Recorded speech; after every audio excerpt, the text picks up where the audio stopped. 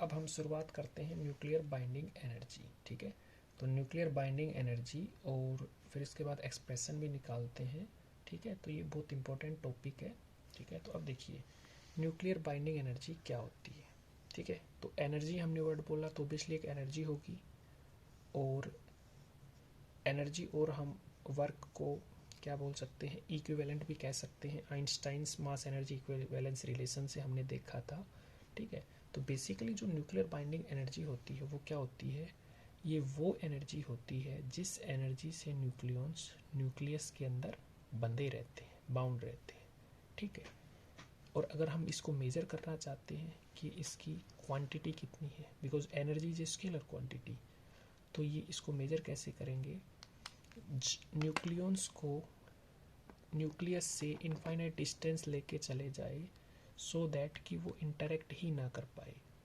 जैसे कि आप देखिए यहाँ पे, ये मान लो हमारे पास न्यूक्लियस है, इसके अंदर हमारे पास पॉजिटिव चार्ज मैंने बोला, तो इसके अंदर प्रोटॉन प्रोटॉन भी इंटरेक्ट करते हैं, प्रोटॉन न्यूट्रॉन भी इंटरेक्ट करते हैं, न्यूट्रॉन न्यूट्रॉन भी इंटरेक्ट करते हैं, ठीक है। मतलब प्रोटॉन और प्रोटॉन के बीच में भी इंटरेक्शन होता है जो होता है अट्रैक्टिव, प्रोटॉन न्यूट्रॉन के बीच में भी अट्रैक्शन होता है, और न्यूट्रॉन न्यूट्रॉन के बीच में भी अट्रैक्शन होता है, जो हम ऑलरेडी पढ़ चुके हैं, ठीक है। तो हम जो वर्क डन करेंगे इनको इतना दूर लेके चले जाए सभी न्यूक्लियॉन्स को, ताकि ये इंटरेक्ट ही ना कर पाए। तो जितना वर्क डन हमें इनको इतनी दूर ले जाने के लिए करना पड़ेगा, infinite distance apart from the nucleus, ताकि ये इंटरेक्ट ही ना कर पाए, वो work done nuclear binding energy के इक्वल होगा। अभी मैं लिखता हूँ तब आपको क्लैरिटी डेवलप होगी, ठीक है।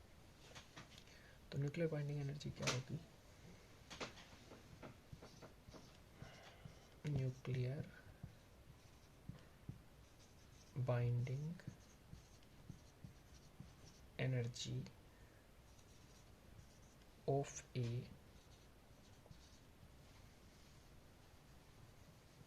nuclear binding energy of a nucleus is the energy with which nucleons are bound in the nucleus, ठीक है। जितनी एनर्जी से न्यूक्लियॉन्स न्यूक्लियस के अंदर बंधे रहते हैं उसी एनर्जी को हम क्या बोलते हैं, न्यूक्लियर बाइंडिंग एनर्जी। अब इसको मेजर कैसे करेंगे, तो क्या होता है देखिए, it is measured by the work done required to separate the nucleons and infinite distance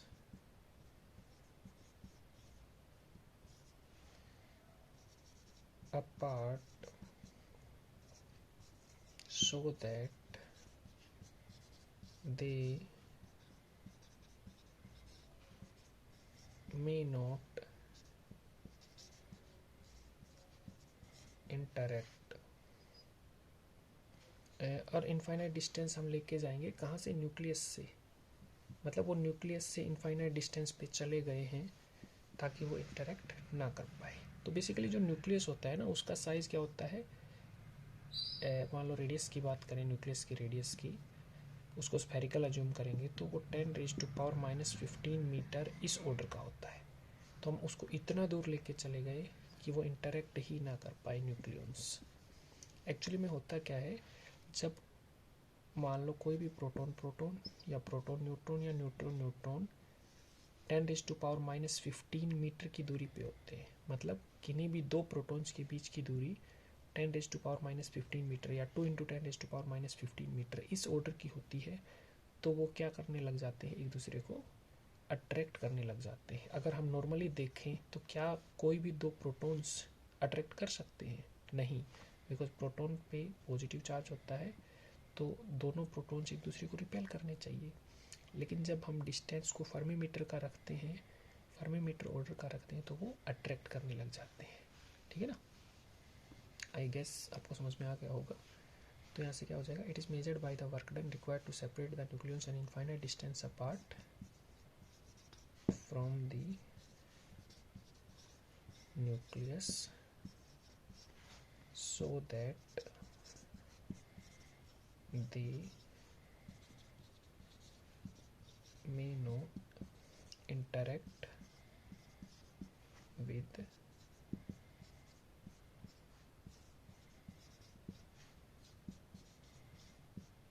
each other। ठीक है, कि वो एक दूसरे से इंटरेक्ट ना कर पाए। ठीक है, तो एक बार वापस से रिपीट कर देता हूँ, फिर इसको रब करूँगा कि न्यूक्लियर बाइंडिंग एनर्जी वो एनर्जी होती है जिससे न्यूक्लियंस न्यूक्लियस के अंदर बाउंड रहते हैं।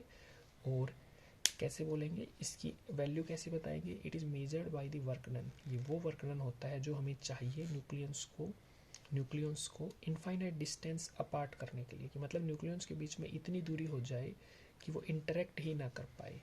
न्यूक्लियस से इनफाइनाइट डिस्टेंस पे हम उनको लेके चले जाएंगे। ठीक है, तो ये हमें पता चल गया न्यूक्लियर बाइंडिंग एनर्जी क्या होती है। ठीक है, अब आगे देखते हैं कि न्यूक्लियर बाइंडिंग एनर्जी का ओरिजिन कैसे हुआ, मतलब न्यूक्लियर बाइंडिंग एनर्जी नाम की भी कोई चीज़ होती है, ये हमें पता कैसे चला। ठीक है, अब देखिए, origin of nuclear binding energy, या फिर सिर्फ बाइंडिंग एनर्जी लिख देते हैं, ओरिजिन ऑफ बाइंडिंग एनर्जी। ठीक है, तो यहाँ से क्या लिखेंगे,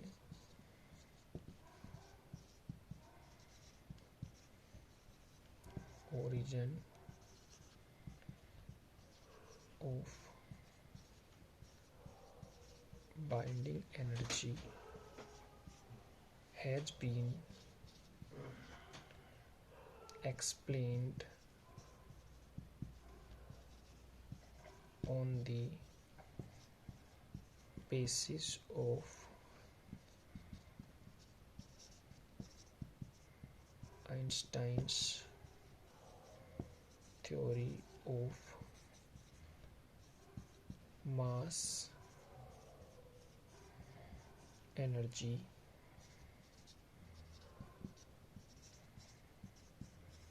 इक्विवेलेंस। ठीक है, अब देखो यहाँ पे क्या कह रहा है कि जो ओरिजिन है, मतलब अस्तित्व में कैसे आई बाइंडिंग एनर्जी, तो इसको हम कैसे एक्सप्लेन करते हैं।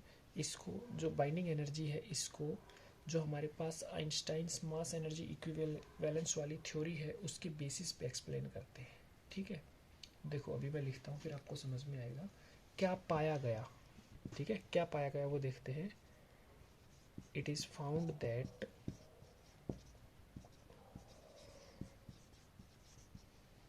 the sum of masses of free protons and free neutrons is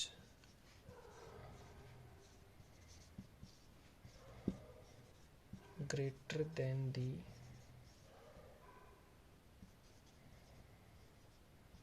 mass of nucleus. It appears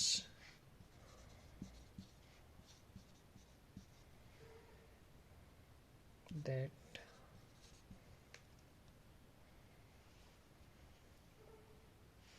या फिर ऐसे लिख सकते हैं, it appears as if certain mass disappears in the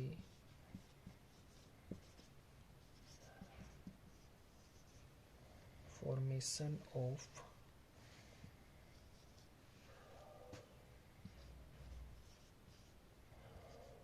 nucleus. अब देखिए जो हमारे पास बाइंडिंग एनर्जी नाम की चीज़ है ये कहाँ से आई, तो जो ओरिजिन है बाइंडिंग एनर्जी का वो कहाँ से एक्सप्लेन कर सकते हैं, हम कैसे एक्सप्लेन कर सकते हैं, on the basis of Einstein theory of mass energy equivalence. तो जो हमारे पास आइंस्टाइन की थ्योरी है मास एनर्जी इक्विवेलेंस वाली, that is E is equals to mc square, ये वाली, ठीक है, इसके बेसिस पे हम एक्सप्लेन कर सकते हैं। तो क्या पाया गया, क्या देखा गया कि जो sum of masses of free proton और फ्री न्यूट्रॉन्स है, मतलब हमने अलग से जितने भी हमारे पास प्रोटॉन है न्यूक्लियस के अंदर उन सभी का मास जोड़ा, प्लस उसमें क्या किया, जितने भी न्यूट्रॉन्स हैं उन सभी का मास लिया। तो हमारे पास न्यूक्लियस के अंदर जितने भी प्रोटॉन्स हैं वो और जितने भी न्यूट्रॉन्स हैं उनके मासेस को जोड़ लिया। तो जो टोटल मास आया सभी प्रोटॉन्स और सभी न्यूट्रॉन्स का, क्या मिला कि वो न्यूक्लियस के मास से ज़्यादा है, ठीक है। तो ये यहाँ से क्या लगता है, ऐसा लगता है इट अपीयर्स एज इफ कि कुछ मास जब न्यूक्लियस बना उस टाइम गायब हो गया, डिसअपीयर हो गया। It appears as if certain mass disappears, ठीक है ना, if certain mass disappears in the formation of nucleus, कि कुछ मास जब न्यूक्लियस बना उस टाइम गायब हो गया, ठीक है। तो अब यहाँ पे देखो हमारे पास दो चीज़ें हैं, एक तो मास है प्रोटॉन और न्यूट्रॉन्स का, जो फ्री प्रोटॉन्स और फ्री न्यूट्रॉन्स है वो, और एक न्यूक्लियस का मास है। तो यहाँ पे हमने बताया कि जो न्यूक्लियस का मास है वो कम होगा, तो हमारे पास एक डिफरेंस भी आएगा, प्रोटॉन प्लस न्यूट्रॉन्स का मास, ठीक है, और एक आएगा न्यूक्लियस, उनका जो डिफरेंस होगा उसी को मास डिफेक्ट कहते हैं। तो अब देखो मैं आगे लिखता हूँ,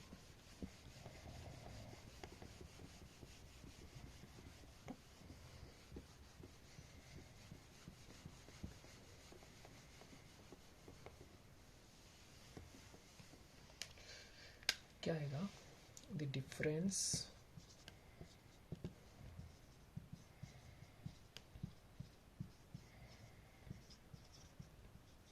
between the masses of protons, या डिफरेंस किस किस का होगा, difference between the masses of, किस किस का डिफरेंस लेना है, difference between the masses of sum of protons and neutrons, है ना, मतलब प्रोटॉन्स और न्यूट्रॉन्स का मास जोड़ के उसको न्यूक्लियस के मास में से घटा देंगे। Sum of protons